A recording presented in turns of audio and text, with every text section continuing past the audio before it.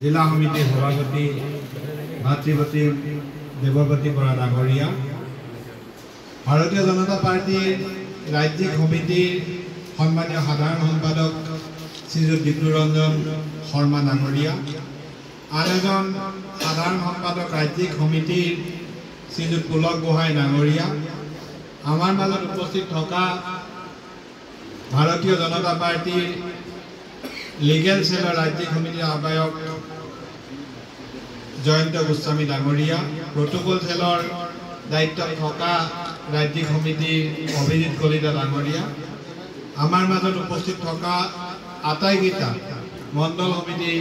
सभापतिসকল जिला समितिर साधारण सम्पादक सञ्जीव दास डांगरिया बड़ो कछारी अटोनमास काउन्सिलर सदस्य प्रदीप सरकारी डांगरियाके धरि आमार दलर विभिन्न दायित्व थका বিষয়ববীয়াসকল আজিৰ এই অনুষ্ঠানত ভাৰতীয় জনতা পাৰ্টিৰ নীতি আৰু আদৰ্শৰ প্ৰতি আকৰ্ষিত হৈ আস্থা প্ৰকাশ কৰি দলৰ মঞ্চলৈ আহি যোগদানৰ বাবে অহা মোৰ অতি মৰমৰ সদৌ অসম ছাত্ৰ সন্থাৰ সদ্য প্ৰাক্তন ৰাজ্যিক কাৰ্যনিৰ্বাহক সদস্য শশা গগৈ ডাঙৰীয়া ছাত্ৰ সন্থাৰ গোলাঘাট মহকুমাৰ প্ৰাক্তন সভাপতি যদুমণি গগৈ ডাঙৰীয়া ভাৰতীয় জাতীয় কংগ্ৰেছৰ সৰুপথাৰ মণ্ডল সমিতিৰ সদ্য প্ৰাক্তন সভাপতি শ্ৰীযুত লীলা বৰা ডাঙৰীয়া জাতীয় পৰিষদৰ মন্ত্ৰী গগৈকে ধৰি বিভিন্ন দায়িত্বত থকা যিসকলে আজি ভাৰতীয় জনতা পাৰ্টিত যোগদান কৰিবলৈ আহিছে বিষয়ববীয়াসকল বিভিন্ন ৰাজনৈতিক দল কংগ্ৰেছ জাতীয় পৰিষদ অসম গণ পৰিষদ আৰু অন্যান্য মঞ্চৰ পৰা আৰু যিসকল অৰাজনৈতিকভাৱে আছিল আজিৰ পৰা ভাৰতীয় জনতা পাৰ্টিৰ নীতি আৰু আদৰ্শৰ মাজেৰে স্বদেশৰ প্ৰতি দায়িত্ব পালন কৰিবলৈ আগবাঢ়ি অহা মোৰ অতি শ্ৰদ্ধাৰ ৰাইজ সাংবাদিক বন্ধুসকল সুধীবৃন্দ মই প্ৰথমতে আজি আমাৰ দলৰ মঞ্চলৈ আগমন হোৱা প্ৰত্যেকজন ব্যক্তিক আন্তৰিকতাৰে স্বাগতম জনাইছোঁ আপোনালোকৰ উপস্থিতিয়ে আপোনালোকৰ যোগদানেৰে ভাৰতীয় জনতা পাৰ্টিক সমৃদ্ধ কৰিব শক্তিশালী কৰিব আৰু আমাৰ যি লক্ষ্য যে আমি সমাজখনৰ আত্মজনৰ বাবে দৰিদ্ৰজনৰ বাবে সমাজৰ একেবাৰে পিছপৰা ব্যক্তিজনৰ পৰা আৰম্ভ কৰি প্ৰত্যেকৰ বিকাশ আৰু উন্নয়নৰ কাৰণে যি এক যাত্ৰা কৰিব বিচাৰিছোঁ এই যাত্ৰা আমাৰ বাবে অধিক সহজ কৰি তুলিব ভাৰতীয় জনতা পাৰ্টি এটা নীতি আদৰ্শ আৰু দৰ্শনৰ মাজেৰে কাম কৰা দল আজি আপোনালোকে দেখিছে যিসকল প্ৰথমবাৰৰ বাবে ভাৰতীয় জনতা পাৰ্টিৰ সভালৈ আহিছে আমি সভাৰ আৰম্ভণিতে সন্মুখত তিনিখন ফটো ৰাখি আমি বন্তি প্ৰজ্বলন কৰিছোঁ এই তিনিখন ফটোৰ ভিতৰত ভাৰত মাতাৰ ফটো আছে আৰু তাৰ লগতে শ্যামপ্ৰসাদ মুখাৰ্জী আৰু দীনদয়াল উপাধ্যায় দেৱৰ প্ৰতিচ্ছবি আছে এই দুইজন ব্যক্তি ভাৰতীয় জনতা পাৰ্টি গঠন হোৱাৰ পূৰ্বে ইহলীলা সম্বৰণ কৰিছিল তেখেতসকলৰ জাতি আৰু দেশৰ প্ৰতি থকা বৰ্ণাঢ্য অৱদান তেখেতসকলৰ দীঘলীয়া সংগ্ৰামৰ ইতিহাস সামৰি তেখেতসকলে মৃত্যুবৰণ কৰিছিল আৰু তেখেতসকলৰ মৃত্যুৰ বহু পাছত ভাৰতীয় জনতা পাৰ্টি গঠন হৈছিল প্ৰত্যক্ষভাৱে চাবলৈ গ'লে ভাৰতীয় জনতা পাৰ্টি গঠন হোৱাৰ মুহূৰ্তত তেখেতসকলৰ কোনো অৱদান নাছিল কিন্তু আমি এই দুজন ব্যক্তিকে সদায়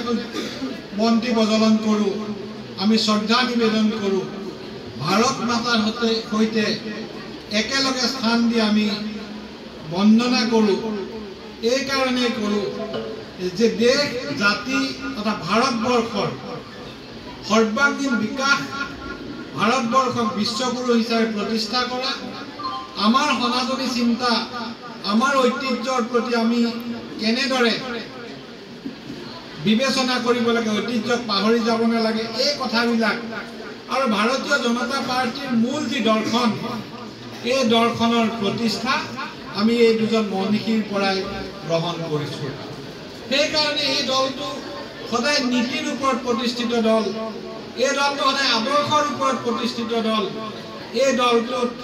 এনেকুৱা এটা দল যিটো দলত এজন চাহ বিক্ৰেতাই হৈ ভাৰতৰ প্ৰধানমন্ত্ৰী হয়। বাকী দলবিলাক যদি আপোনালোকে চাই, ভাৰতবৰ্ষৰ ৰাজনৈতিক ক্ষেত্ৰখন যদি চাই, স্বাধীনতাৰ পাছৰ সময়ছোৱা কংগ্ৰেছ দল বুলি ক'লে কেৱল ব্যক্তি পূজা, পৰিয়াল পূজা,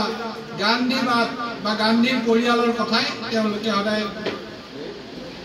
একমাত্ৰ তেওঁলোকৰ গান্ধী পৰিয়াল প্ৰতিষ্ঠা কৰাৰ লক্ষ্য কৰি লৈছিল। ইন্দিৰা গান্ধী, ৰাজীৱ গান্ধী, সোনিয়া গান্ধী, ৰাহুল বা প্ৰিয়ংকা গান্ধী, এই গান্ধী পৰিয়ালৰ বাহিৰে কংগ্ৰেছ দলৰ বেলেগ একো বিকল্প নাছিল বা আজিৰ তাৰিখতো নাই। কংগ্ৰেছ দলৰ দৰে তেওঁলোকৰ লগত যিবিলাক এলায়েন্স আছে, আজি ৰাষ্ট্ৰীয় জনতা দলে কওক, সমাজবাদী পাৰ্টিয়ে কওক, আজি তৃণমূল কংগ্ৰেছে কওক, AIDMকে কওক, কিমান ৰাজনৈতিক দল আছে, আপোনালোকে এই দলবিলাকৰ বৰ্তমান আৰু অতীত যদি চাবলৈ যায়, তেওঁলোকে এটা পৰিয়ালক কেন্দ্ৰ কৰি দল কৰিছে।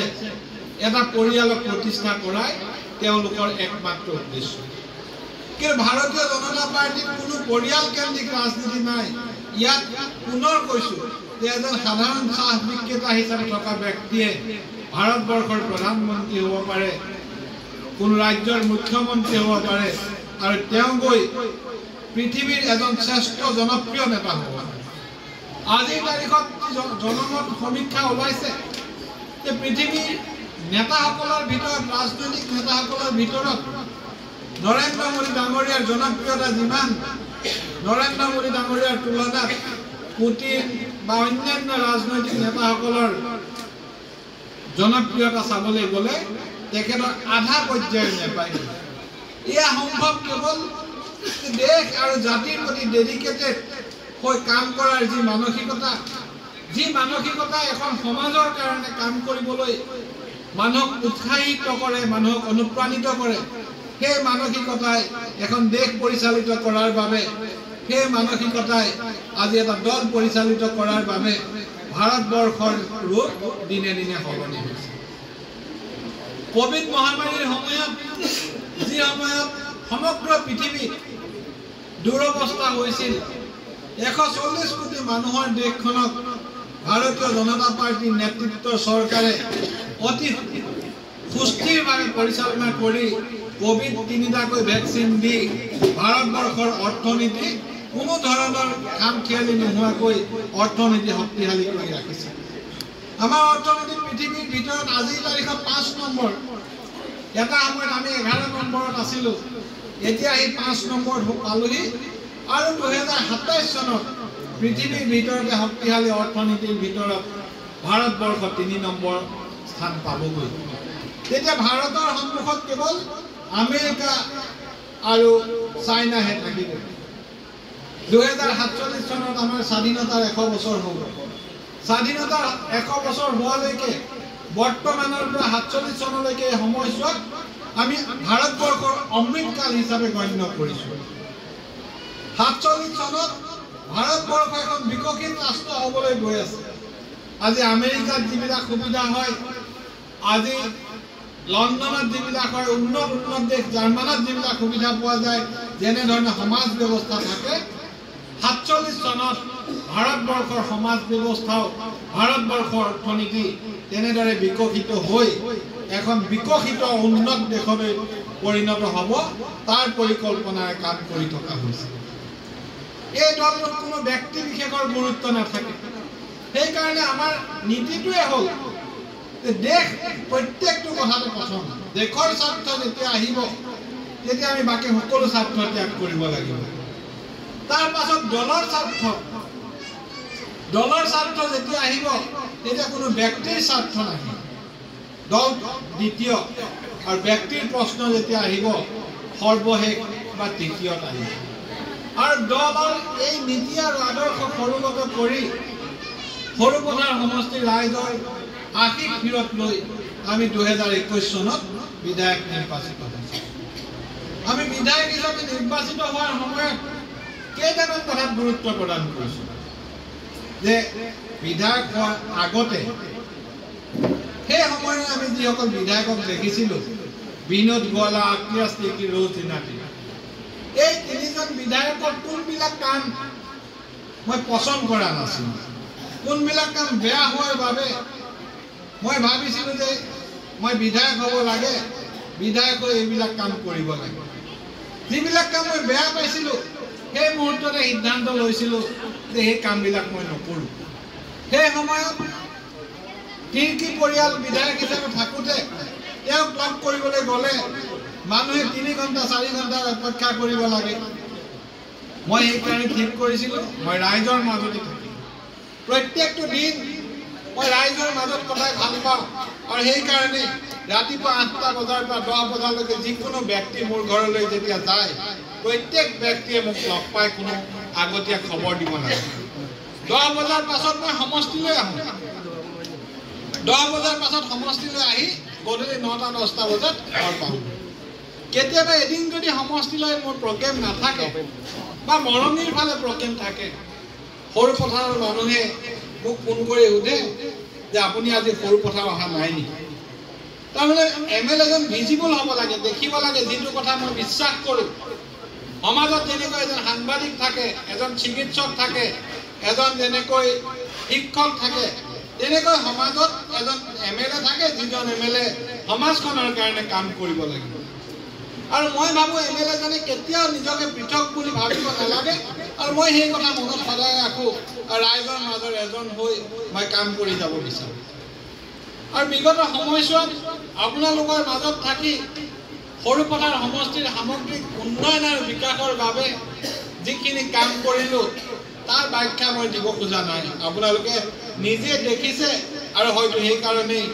আজি আপোনালোকে আমাৰ লগত থাকি একেলগে কাম কৰিবলৈ আহিছে। আজি কেইটামান দিনৰ পূৰ্বে অসমৰ মাননীয় মুখ্যমন্ত্ৰী মহোদয় সৰুপথাৰলৈ আহিছিল। এটা নিশা সৰুপথাৰৰ এখন গাঁও ৰজাপুখুৰী শ্যাম গাঁৱত আহিছিল। সেইদিনা সৰুপথাৰবাসী ৰাইজে তেখেত আহোঁতে 14 ফেব্ৰুৱাৰী তাৰিখে যেনেদৰে হাজাৰ হাজাৰ লোক ওলাই আহিছিল, কেৱল উৰিয়াংঘাট হেলিপেডতে 11-12 হাজাৰ লোক গোট খাইছিল। ইয়াত কাৰ্যালয়টো 15 তাৰিখে উদ্বোধন কৰা হৈছিল। ভিতৰত অলপ মানুহ ধৰে, কিন্তু 5-6 হাজাৰ 7 হাজাৰ মানুহ বাহিৰত ৰৈ আছিল। এই যি মৰম, এই মৰমে আপোনালোকৰ যি আগ্ৰহ আৰু মৰমে আমাক সমাজৰ কাৰণে কাম কৰিবলৈ আৰু অনুপ্ৰাণিত কৰে। আৰু আপোনালোকৰ মৰম দেখি গৈ মুখ্যমন্ত্ৰী মহোদয়ে অহা 6 ফেব্ৰুৱাৰী তাৰিখে পুনৰ সৰুপথাৰলৈ আহে। আমি 6 ফেব্ৰুৱাৰী তাৰিখে বৰপথাৰত এখন ৰাজহুৱা সভা অনুষ্ঠিত কৰিম। 6 মাৰ্চ তাৰিখে আমি এখন ৰাজহুৱা সভা অনুষ্ঠিত কৰিম, যিখন ৰাজহুৱা সভাত মুখ্যমন্ত্ৰী মহোদয় থাকিব আৰু জিলাখনৰ বিভিন্ন উন্নয়নমূলক আঁচনি হয় উদ্বোধন নহয় আধাৰশিলা কৰিম। মই জনাবলৈ পাই সুখী হৈছোঁ যে জিলাখনৰতো হ'বই, কেৱল সৰুপথাৰ সমষ্টিৰে উদ্বোধন আৰু আধাৰশিলা লগালে 250 কোটি টকাতকৈ বেছি আঁচনি সেইদিনা মুখ্যমন্ত্ৰী মহোদয় ৰাইজলৈ উৎসৰ্গা কৰিছে। এটা সমষ্টিৰ এটা সময়তে ইমান টকাৰ আঁচনি গ্ৰহণ কৰাটো আমাৰ কাৰণে এটা সৌভাগ্যৰ বিষয়। আৰু মাননীয় মুখ্যমন্ত্ৰী মহোদয়ৰ এই সমষ্টিৰ মানুহৰ প্ৰতি থকা মৰমৰ বাবে, তেখেতৰ আগ্ৰহৰ বাবে, তেখেতৰ স্নেহৰ বাবে আমি এইখিনি লাভ কৰিবলৈ সক্ষম হৈছোঁ। আজি আমাৰ মাজত ভাৰতীয় জনতা পাৰ্টীৰ ৰাজ্যিক সমিতিৰ 2জনকৈ বলিষ্ঠ জেনেৰেল ছেক্ৰেটাৰী আছে।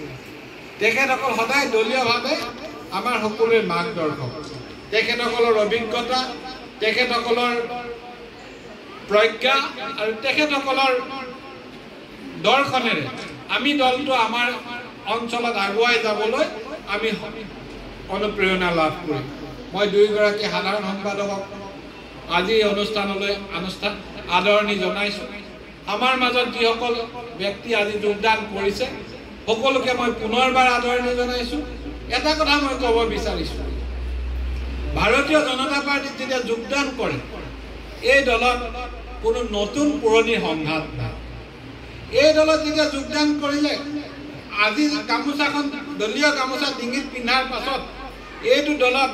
আপুনি যিমান বিজেপি ময়ো সমানেই দিছে